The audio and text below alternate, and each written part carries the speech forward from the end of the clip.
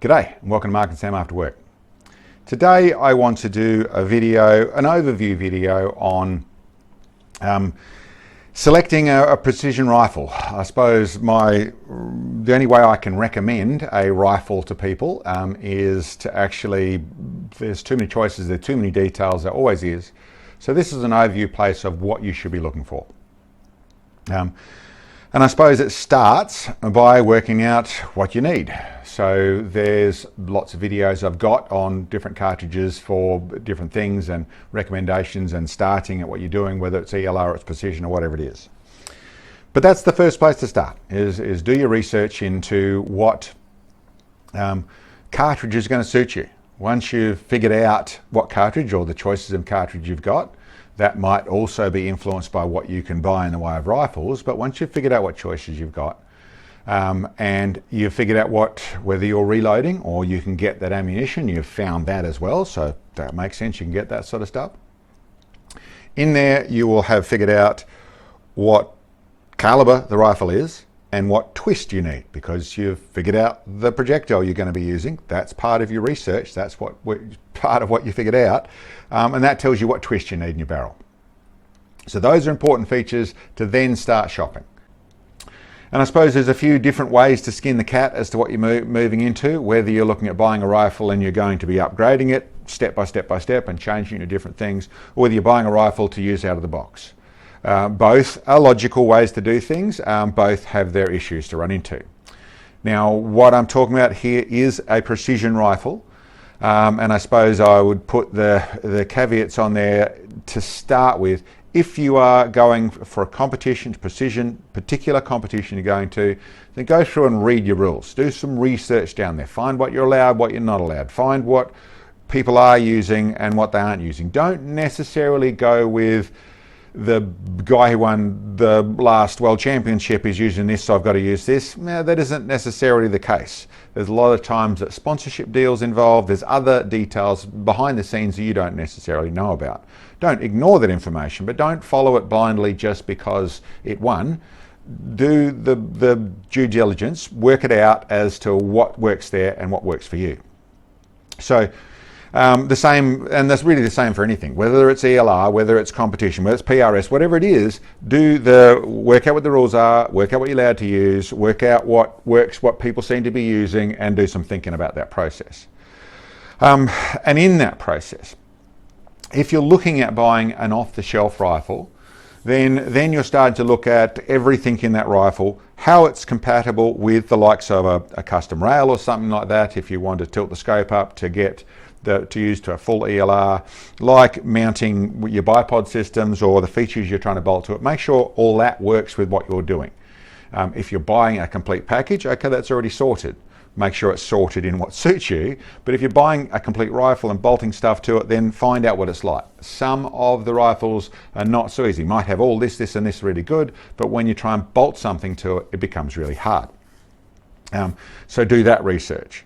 If you're going down the other road of you're looking at purchasing a rifle with to build up on, so you're just going to buy a basic where it's a barreled action, or you're buying something in, which is the way to do things, the likes of how you can do that sort of stuff. In some places, in Remington and Savage and things like that, you can buy the rifle with a very cheap stock on it. So you buy the rifle very cheaply and you're looking at upgrading, so putting a different chassis on it, all that sort of stuff. Smart way to go, it certainly works, and you can certainly do things down the road of what you want, but then make sure that you can get the chassis inletted in the rifle you're purchasing. Make sure that you can it gets even more so into the features of what you're actually purchasing there. And that might be that you're planning on starting here, but you're looking at going up in the way of the barrel and changing over to the barrel to a longer barrel or a heavier barrel and that sort of stuff. Well, make sure that the way that your gunsmith or the gunsmiths you can use can do that properly. Some rifles, like the Lithgow, it's not so easy to change a barrel in. Very good barrels to start off with, work really nicely in what they're doing, but in their centerfire stuff, that's a little bit trickier.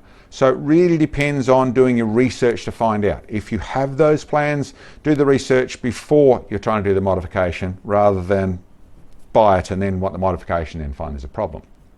So And I suppose now the way I'll do this is go step by step as to what you're looking at in purchasing things. As I'm leading into brands, not something I'm really concerned with at all. The features you can bolt onto it matter, but I suppose let's start from the middle of the rifle and work out.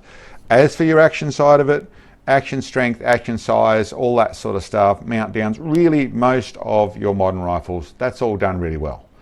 The features that you should be looking at is, as I started off with, rails and how rails bolt to them. That's a relevant detail. Whether you're looking at changing a barrel, not changing a barrel, I suppose is relevant to the fact of how that is to set up a barrel in. Most are all really straightforward, go in there really easily. Gunsmiths can do that, so no issues on that side of things. Bolt knobs, whether you can get it modified or it's got the bolt knob you want it or that sort of stuff, but keep that in mind. That could be a feature that matters for what you're doing in your sort of shooting.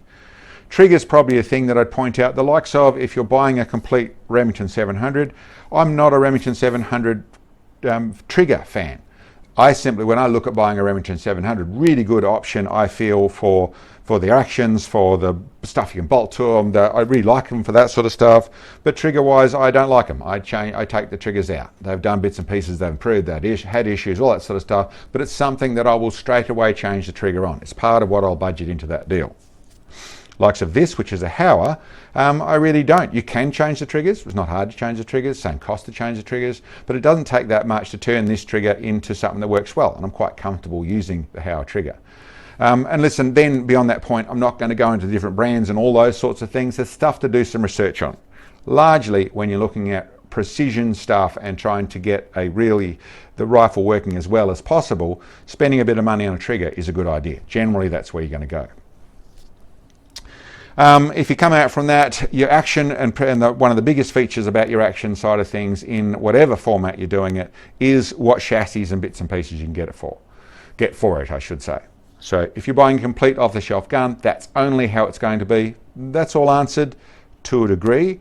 You just might need to do the research, find out about the bedding system, find how to actually set up as to whether you've got to mess with that at all. It's not uncommon. The likes of the MDT, they're made to bolt straight in there, but generally you'll find that most of them can still get some benefits out of actually bedding them. There is bits and pieces. Take it to your gunsmith, check it out, do some research, you undo your action screws and see how it bolts down. If it really sits in there dead neat, then it's all good. You can see when they run a little by, any wear marks or that sort of stuff. But in a lot of cases, a lot of gunsmiths will tell me when they're setting them up that they can get a little tiny bit of a spring out of one of the bolts when they're doing up. It's a little tiny bit where they can just do a little bit of bedding work and improve them on that side of things. So that's with most chassis systems. And it's actually not at all about the chassis. It's about the fact that a factory action generally isn't as straight as you think it is. They are not perfectly straight. When you go with a custom action, okay, that's a different place. But the little features like that can matter, and like I said, what it's inletted to can be relevant. Same sort of thing goes into if you're magazine feeding, you want to go through and do that sort of stuff, do your research as to what magazines that system comes with or what magazines and bottle metals you can get in and run with that. So research down that road. That stuff there sort of is pretty much it, but as we move into the chassis, well then there are some real features that go into it. I said previously, and that can be stock or chassis, doesn't really matter on that sort of stuff. Both work really well. The features that matter with them are, in general, for a well set up precision rifle, you've either got an exceptionally well fitted in the stock, I should say, and down the buttstock. Well, actually all over them. The stocks tend to not be as adjustable. You can get them with adjustable features on them, but how they lock up, how they adjust, and how they're set up down the back here is generally not quite as well done as what it is in a chassis. And the likes of bag riders and bolting things onto them, it's not so easy. You can get good stocks that it's all done. You can get them that are designed to suit you, but more commonly what's happening in a stock side of things is you tend to be setting the rifle up to suit the stock rather than setting the rifle up and then you positioning yourself to get to the right places. So with that, and what I'm actually talking about down there is a couple of things. One, in a buttstock side of it, you want good strength transferring your line of push. So you've got a line of force down, I've spoken about it a million times, but a line of force that's coming equal and opposite from where your bullet's traveling. So there's a line of force that's coming straight out of that bolt, straight down to the back here. So you want, as much as possible, a strong, a rigid connection between the back of this, where the action bolts to, and where your, in my case, collarbone, but where your body's engaged in the back here. You want that to get that straight line of push. Now, this one here's got, it's a mono chassis. It's got plastic bits bolted to the side of it, but this black stuff, which actually travels right through here, these are just covers on the side here, right through down to the steel on the back here. I think that's the best way to do it. You can go with coupling and bolt-on side of things. The coupling doesn't, as long as it's a solid coupling, as long as how it hooks up, and that's including in a folding side of things, as long as it hooks up with good strength so that it's not flexible, that works fine. But you don't want it to duck down too much, duck down and back up, or move around, or you want that to end up where it's got a good push there. There is a good amount of force. The amount of force is like someone's smacking the end of the muzzle or kicking the end of the muzzle, is how much force is actually coming through there. Now you're engaged to it, so it doesn't hurt you, but that amount of push means that this needs to have strength through it, and you want this line to line up here. So that's important in the strength side of it. The next side of it is, yes, your cheek riser, you want to be able to get to the right place. For all this line of push and everything to work, you need your scope up at a certain height to make all that position properly. Lots of videos on that sort of stuff. But what you want to end up with is where you can then get your cheek riser to the right place. Now some stocks are set up like that. You can modify them, put the covers and things on like that to do that in the normal stock sort of rifle. But the most common place you're going to find that easily working is in a chassis. But that's something to check out. Either form, like I said, both work very well, but that's something you want to check out. And the other bit, which is super important, is this butt pad. This one here, which is the Aurochs chassis, that wasn't adjustable. MDT could do themselves a favour by drilling some extra holes in here. That's all I did, drill some extra holes in this to position this up to a different place to get it to where it was up to the height I want. That's another thing I would say is you don't need to be a master engineer to make little modifications like this that work properly. Make sure they make sense, and if you're not capable, then get your gunsmith to do them. But something like moving your butt pad to a height that is the right place, it will improve the accuracy of that rifle. That's simply a simple physics thing, that line of push. So that's something that's important, and make sure that it's either adjustable or able to be made adjustable or able to be repositioned to suit you, but that's important. And I suppose this is one of my bag riders down the bottom here. Same deal. This thing needed the same. I needed to drill some holes to mount it on the bottom there, but it still had a nice, flat, strong surface. It is that same piece of metal down the bottom there, so it was a nice, simple way to mount a bag rider. Another feature I should cut into in the buttstock side of things is I like to see them in the chassis thing I'm really talking about, but I suppose it matters in stocks as well. You see it sometimes as well as there. Is I'm not seen a plastic buttstock I've been happy with. There are better and there are worse, but I've never seen one that I've really been happy with. There is always a certain amount of flexibility. There's a certain amount of lightness where it doesn't need to be light, and a lack of strength through even very hard plastic. You can use it in its features. This has got a plastic cheek riser. There's some plastic in the back here for the actual butt pad, but then there's plastics on the side. The key of this one, why this is still a good chassis, is this is solid aluminium. Now, I'm not saying the plastic can't do it, but everyone I've seen, there is for the features they've gained, they'd lose in strength, and so it's something that, to me, that might still be a great rifle, but I'm going to make sure I can upgrade that buttstock, or at least I've got the option of upgrading that buttstock. So for me, plastic buttstock is no, I don't like it. I'd simply look at upgrading. It's what I do, but depends on the rifle we're talking about. That's the buttstock side of it. Moving forward, the pistol grip, that really, the chassis, the AR style, which means then you can have the multiple different styles of pistol grips on there. Listen, that's a nice feature. Really, with your stock style of grips where you get round, they're as nice to use. There's really no negatives or positive there. That's really more a personal thing as to what suits you on that sort of stuff. But I suppose if you can get the option you want, you really like stocks and you can get a chassis that does all the right things, or vice versa, it's not a hard thing to get around. To me, it's not a deal breaker. Both are super usable. There isn't one that's better than the other. And even if you like one now, a little bit of shooting with a good rifle, you might find that it opens up your perspective a little bit on that. That's that side of it. I think that's pretty much talking about the back there properly. Scope rails, like I said, make sure you can get the rails you want, whether it's custom built rails or that sort of stuff, but certainly keep that in mind when it comes to our ELR stuff, because you're going to want to put your MOA in there to be able to get enough internal elevation out of your scope. Lots of videos on that as well, but make sure that you can get the stuff you need to do the scope rail side of things. Come forward to the forend side of it. Listen, the bolt-on side of things is important. The weight structure, all that sort of stuff is important too. You want to be able to, these ones are okay. They're still a little bit flexible through there, not too bad, but and this has got one of my custom systems on it. That's just how I like to run my rifles, or this is Sam's, but how I set it up for Sam. Whatever bipod system, Arca rail, tripod system, whatever you're putting on the front of it, make sure it works for you. But a decent amount of strength in the front end is a nice thing to be able to get behind for a precision rifle. That extra bit of rigidity means when you're adjusting your cant, when you're sitting behind it, when the rifle's moving, all that sort of stuff really helps to have a little bit of strength. And it's not terrible to have a little bit of weight in your forend either. I think that's that side of it. Barrel. I suppose the detail I'd say is that generally in a precision rifle, in a centerfire, you're going to be looking in around the 24 to 26 inches. There are subtle benefits in some of them out of going further. You see some of our stuff going to the 27, 28, 29, 30, in the big stuff in the 30s is where you get to. But in a real sense, for most of what you're purchasing, whether it's a 6.5 Creedmoor or a 6mm Creedmoor or a 6.5 PRC or a 300 PRC or a 300 Win Mag but all the different things, and I could rattle on for another half hour. But really, the 26 inches works really well on that sort of stuff.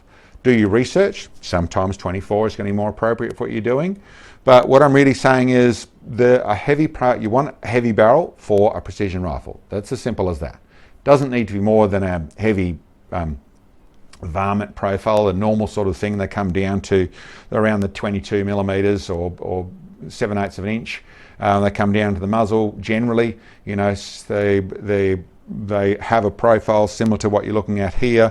This is a little bit heavier. What I'm really saying with that is there's no fine details that make much difference to that sort of stuff, whether it's fluted, whether it's 5R or it's 5 groove or it's 6R or 6 groove or 3 groove, or don't fuss with that. None of that really makes much difference.